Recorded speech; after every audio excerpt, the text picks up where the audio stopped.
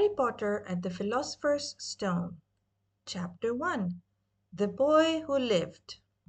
No, sir, house was almost destroyed, but I got him out all right before the muggles started swarming around. He fell asleep as we was flying over Bristol. Dumbledore and Professor McGonagall bent forward over the bundle of blankets. Inside, just visible, was a baby boy, fast asleep. Under a tuft of jet black hair over his forehead, they could see a curiously shaped cut like a bolt of lightning. "Is that where—" whispered Professor McGonagall. "Yes," said Dumbledore. "He'll have that scar forever." "Couldn't you do something about it, Dumbledore?" "Even if I could, I wouldn't.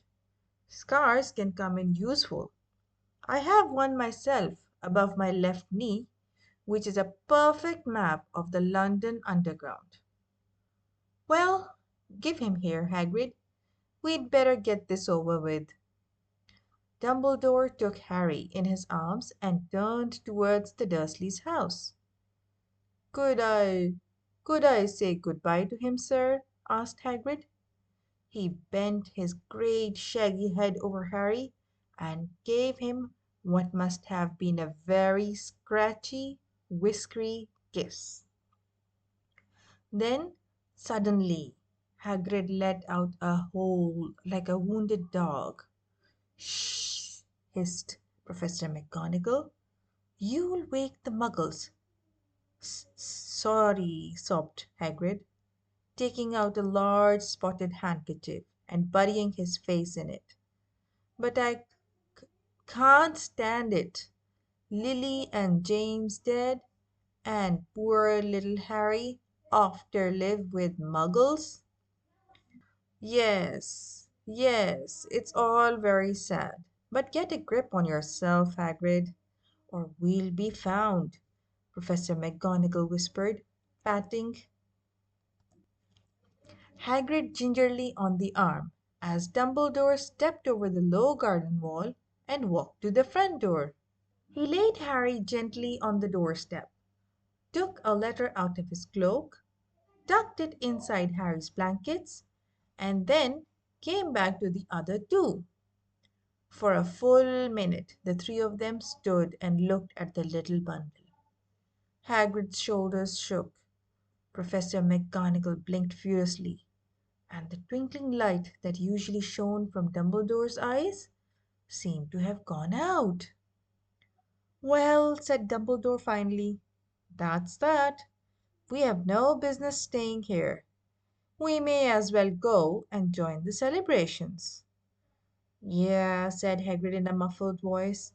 "I'd best get this bike away. Good night, Professor McGonagall. Professor Dumbledore, sir." Wiping his streaming eyes on his jacket sleeve, Hagrid swung himself onto the motorbike and kicked the engine into life. With a roar, it rose into the air and off into the night. "I shall see you soon, I expect, Professor McGonagall," said Dumbledore, nodding to her. Professor McGonagall blew her nose in reply. Dumbledore turned and walked back down the street.